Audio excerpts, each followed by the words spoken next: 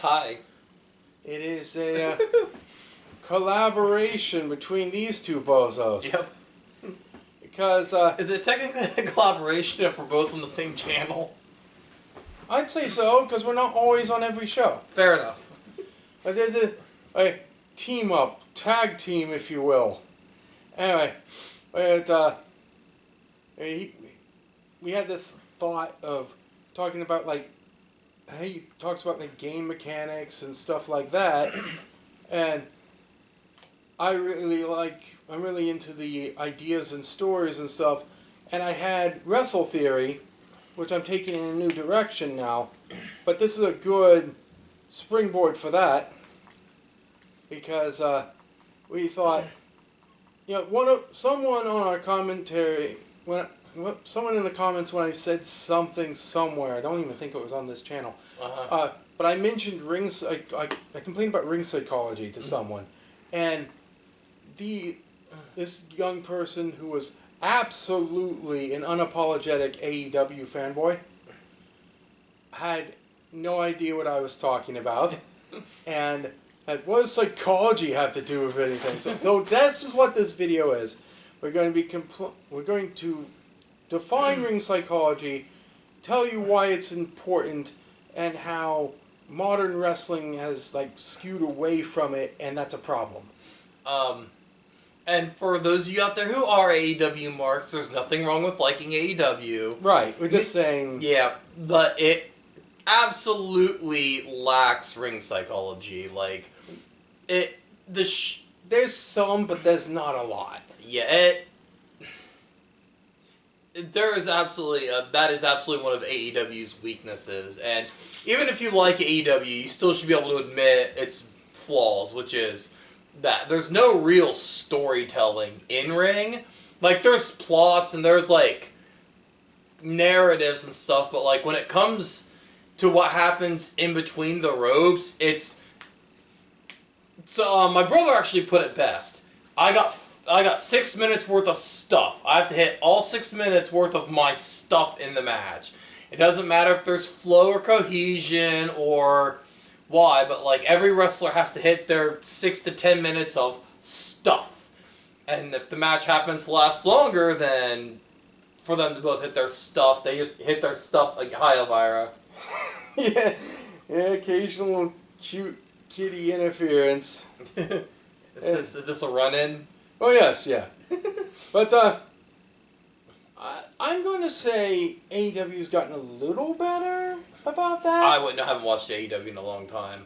I don't enjoy the product, so I don't watch it. I still, watch recordings of it regularly. Mm-hmm. Although I do find myself often skipping through matches to the end, depending on who's actually going, because some people are good at compelling me to watch the whole thing, usually not.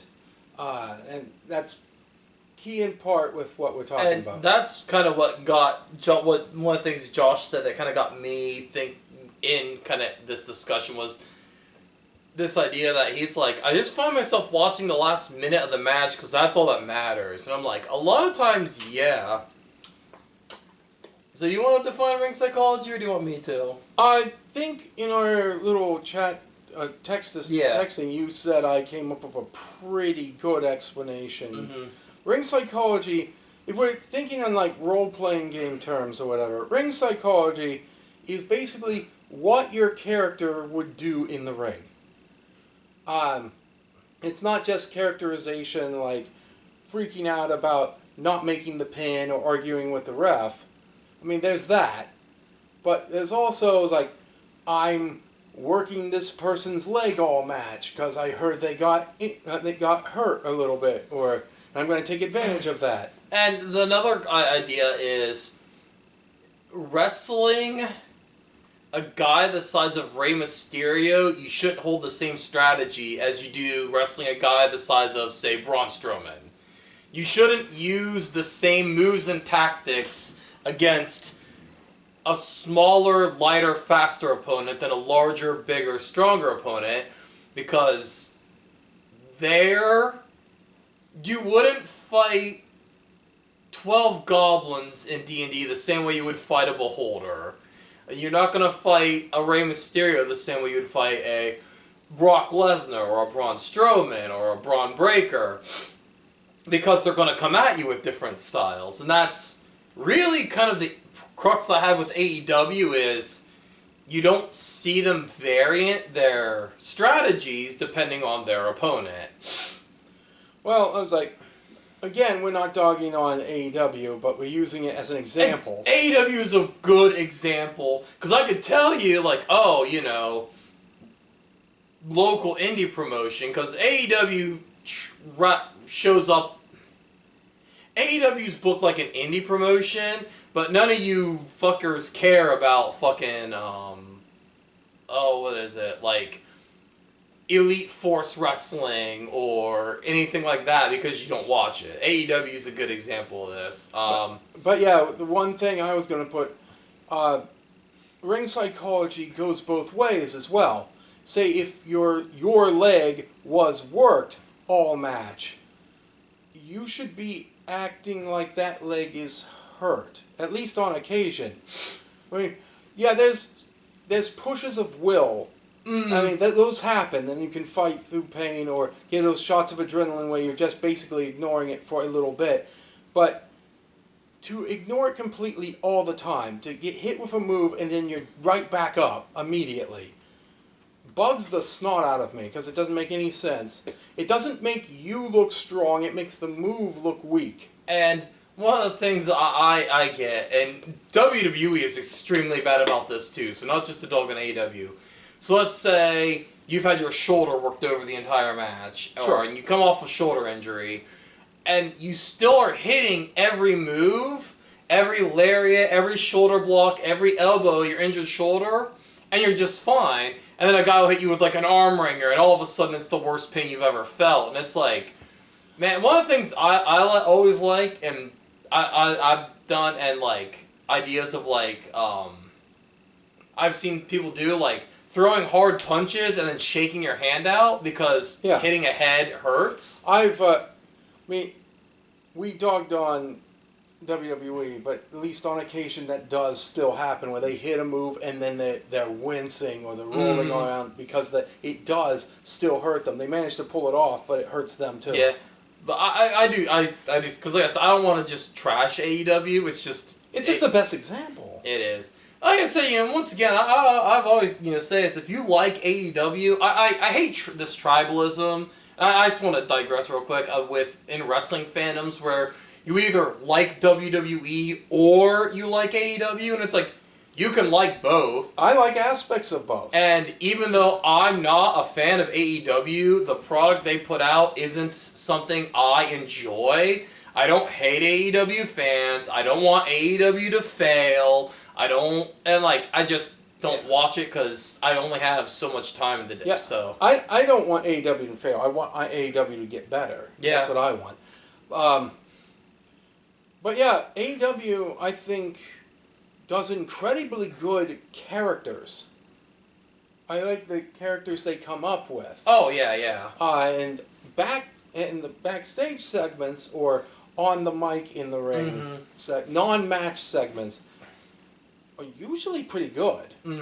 But it's the ring psychology, we got to get all of our spots in mentality. And in order to get all of our spots in, we have to be up immediately after getting hit with the other person's spot, as if that meant nothing. Yep. And it's really bad. It makes their hardcore matches incredibly bad. Oh my gosh. So one of the things I don't like about AEW's wrestling style is I'll watch a dude get 3 Canadian destroyers, 2 pile drivers, a tornado DDT, brain buster, and just get dropped on his head 45 times. And a partridge in a pear tree. Anyway. And just no sell at all, and then get hit with like a modified neck breaker, and that's it. And I'm like, so as somebody who doesn't follow these guys wrestlers, and maybe I don't know what their finishing moves are. Yeah. Like I see the end of the match, and I like so often I'll watch these matches with these guys who I'm not super familiar with. Because where I work, the break room will sometimes show AEW, so I'll catch glimpses of it, and I'll watch the end of this match. I'll watch part of this match. And then the ending comes, and I'm like, that's it? Because I don't know that this is their finisher. Yeah. So, like, the finishers aren't built up. And I know people hate that I'm going to bring him up a couple of times because he's a bad person and he's done a lot of shitty things. But I can point, one thing he's good at is in-ring storytelling. Hulk Hogan. Oh, not the person I thought you were going to bring up. But Nope, okay, I'm bringing up Hulk Hogan. All right. He's a shitty person, and I know he's a shitty person. I thought you were about to mention Vince. No. I'm going to mention not his WCW stuff, because WCW he had too much creative control. Yeah. But watch like his WWF matches. It's very clear what the finisher is. He's down. The guy's beating on it. Okay, he's pumping himself up. So now the crowd gets to feel this energy as he's building this energy. And the big point. And then, they punch him and he no-sells it because he's all pumped up. And then whip, big boot, drops the leg. That feels like a finisher. Yeah. Watching Chris Jericho wrestle a whole match and then just kind of go bonk doesn't feel like a finisher. His Judas effect is a terrible finisher. I'm so glad that for the most part he went back to the walls. Did he go back to the walls? Yeah. I'm just like, oh, or even But this... I imagine that was hard for them to do because AEW, just by nature, wouldn't like submissions all that much. Isn't MJF's finisher a submission? Doesn't he use the Fujiwara armbar? Call it like the salt of the earth or something? Yeah, that's one of his finishers, yeah. But, digression. Yes. I use this example all the time as storytelling in the ring. So Hogan versus Andre the Giant. So now Andre the Giant, we've, and I know everybody seen the fucking What Culture video. Nobody in 1982 saw What Culture videos. What they know was Andre the Giant wrestled Big John Studd. Yeah. Because Big John Studd was the real giant. No one could pick him up. Woo, we got a tornado going on. Yeah, I forgot we were going to do recording. I didn't turn the AC off. Oh. So please forgive that. But, so, John Studd can't pick up Andre. Andre, boom. So as far as anybody's concerned, watching WrestleMania 3, Andre the Giant cannot be picked up. Yeah, as of that point, it was thought impossible. So, first time, Hulk Hogan, and he just can't get him up. Didn't succeed the first time. Next time, gets him, picks him up. Oh, he gets him off the ground a little bit, but collapses under the weight of Andre. So now, maybe not able to articulate it, but what does that say? Now everybody's like, oh wait, there's hope. Like, maybe it can be done. And all the while, the commentary crew, at least one of them, is saying, he's so stupid for even trying, But the fans are like, wait, can it be done? Can Hulk Hogan do it? Yeah. And then the third time, finally. Oh, it just gets him right up. And just the act of being able to do it was that shocking, that amazing, that it was that impactful against Andre. Yep. Because Hulk Hogan has body slammed hundreds of people in his career. But the fact that he had to struggle to do it to Andre is what made that particular body slam special. Yes. I joked around with my earlier way I was going to do Wrestle Theory. Mm-hmm. I talked about all the weird wrestling energies and trying to do it.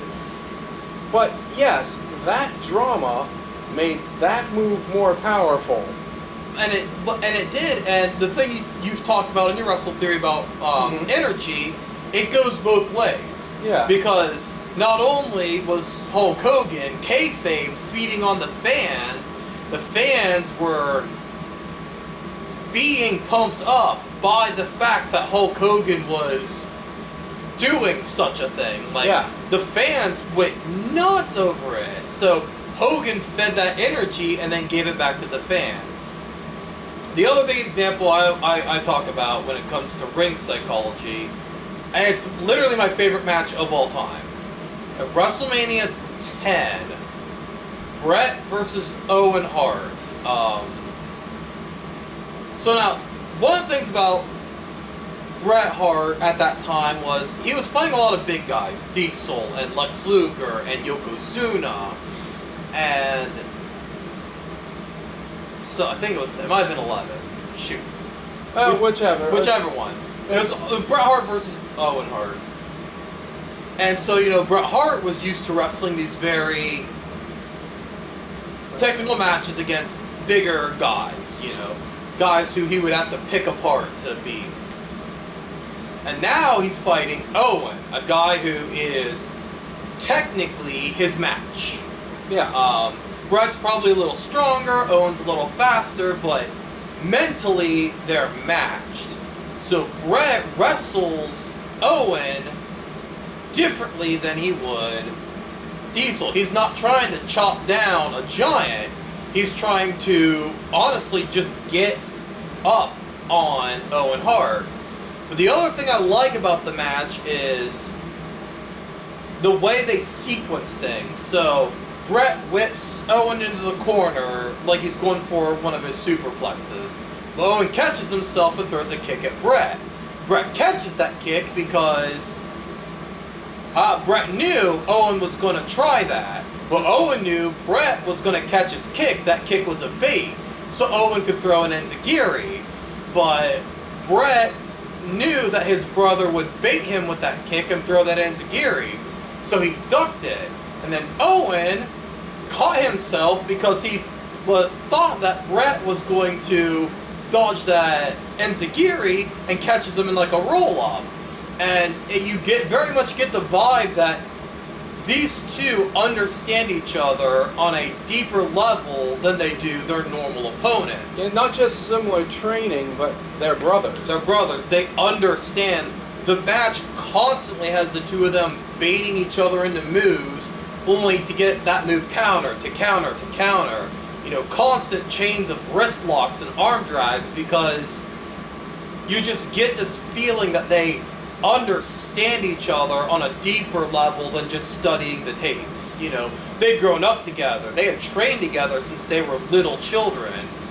And the match doesn't end on a pile driver. It doesn't end on a sharpshooter. Bret goes to do a victory roll. Owen sinks down, grabs the ropes, and it ends on just this sudden shock counter to a flash cradle. And it's a little anticlimactic in a vacuum, but from the match it just makes perfect sense, because there wasn't any way that they were going to beat each other with a sharpshooter or a pile driver. They were going to have to do something kind of outside the box. And find that, more to our complaining, more to our talking about ring psychology, if you analyze and take a look at all the greatest matches of all time, what people consider to be the greatest matches of all time, they're not these over-glorified, flashy stunt shows. They're technical. There's a lot of storytelling in and out of the ring. There's amazing build-up. Just legendary things. Mm-hmm. And it's all ring psychology. That's all it is. Oh, absolutely. Because like I said, it's sizzle and steak. Basically, the stunt work, it's impressive, it's amazing. Those moves are fantastic. But if there's nothing there, who cares? And I don't want to see wrestling look exactly like it did in 1984. No. You can merge the two. You can still have your big spots. But I was actually talking with my brother. So I was there in Ring of Honor, one of the first nights Roderick Strong did that move he does where he stands on the apron and does like the backdrop and bounces him off the apron. Ah, yeah. And he hit that move. And the fans went nuts. It was almost silent for a couple of seconds after he hit that move, because we were shocked. We were all just like, whoa, is that guy dead? And then, like, after the guy, we knew the guy was okay, we popped. Like, that was so impressive. The next time he did it, the fans popped, but there wasn't that stunned silent anymore. And every time he's done that move, the law of diminishing returns. Law of diminishing returns. Law of diminishing returns. And I think that one of the things is, once again, gotta hit your shit, as my brother put it, has that problem of the law of diminishing returns, where, now Will Ospreay hits a hidden blade 15 times in a match, and, who could fucking care? A great, wonderful example. I remember when the Destroyer was a finisher. Yeah. Now, even in WWE, Penta, the last Penta match I saw, he hit 2 or 3. I mean, and then he eventually went into his finisher. Mm-hmm. But he did at least attempted 3 Mexican Destroyers. But and I'm like, wow. I remember when that was P.D. Williams' finisher because he friggin' invented it. And people were afraid to get hit by it. Mm-hmm. And now, watch a Penta match. Watch him when he hits the Destroyer. The fans pop, but you don't see that kind of wild shock like you used to. That's everyone's doing it. First off, everyone and the mother's doing it, and they're doing it too much. Exactly. It doesn't make the move look. It doesn't make you look powerful. It makes the move look worse. And make the fans, it's something I keep telling people over and over again, like people talking about wrestling, make the fans want to see that move. Yeah. Tease that move. Don't hit that move for 2 or 3 matches. And then let somebody counter the move. But let them, the problem is it's all bang. There's no foreplay in wrestling anymore. You gotta tease them a little bit. Make them anticipate your move, I mean, I actually prefer AJ Styles' traditional Styles Clash because of that build-up of, and they're like, then maybe they'll be able to fight out of it. And then rather than the thing he's doing right now, the Insta Clash, where he's able to pull it off very quickly now. And catch people in it, which it has its place to catch people in. It has its place. But the traditional Styles Clash, I kind of prefer more. And honestly, I like... The Styles Clash is a great move. Yeah. I like the fact for a while he was using the phenomenal forearm as his primary finisher. I think he still does. Because then it meant that when he hit the Styles Clash, it was special. Right.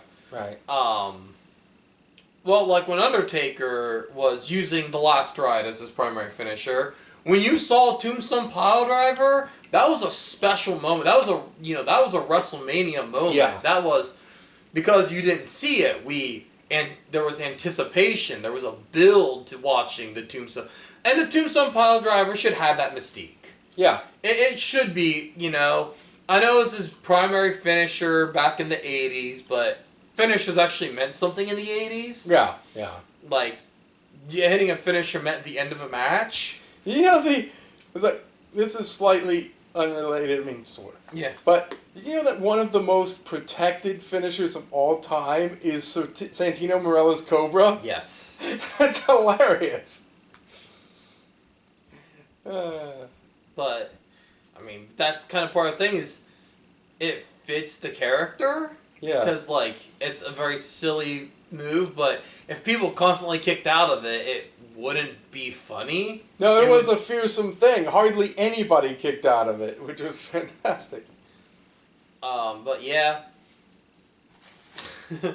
But yeah, I mean, and once again, I'm not sitting here saying that, every match should only have if you hit a finisher, it should always end a match 100% of the time.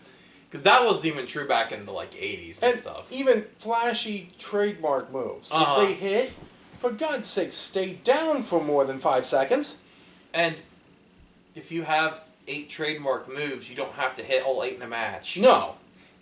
It's they were fan favorites, but RVD didn't even hit everything he does. Yeah.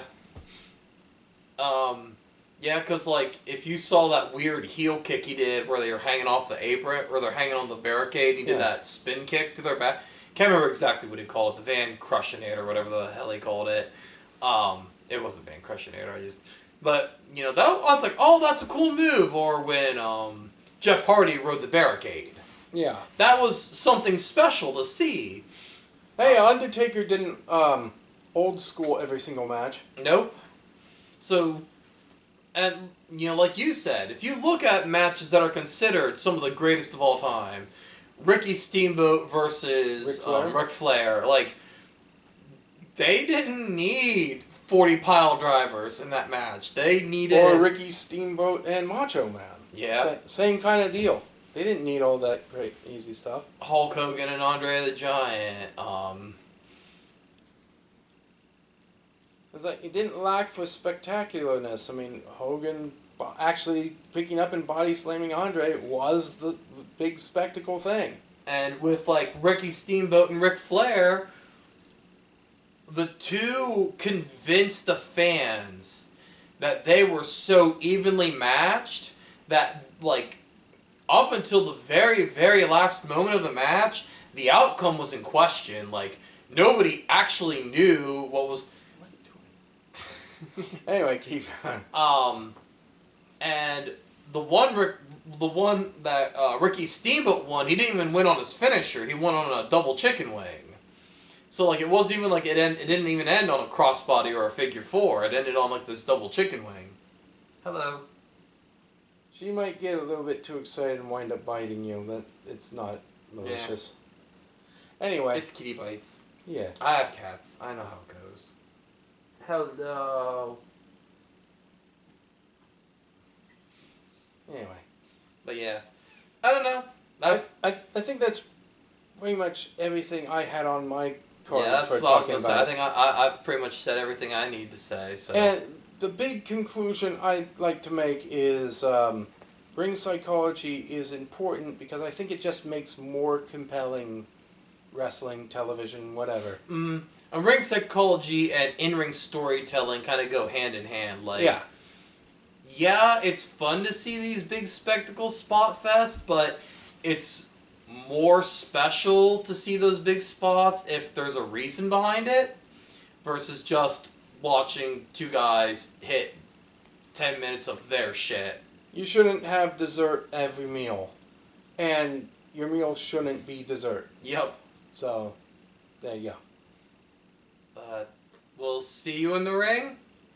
Yes, I guess it says qualify as one of my wrestling things. So, I'll see you in the ring.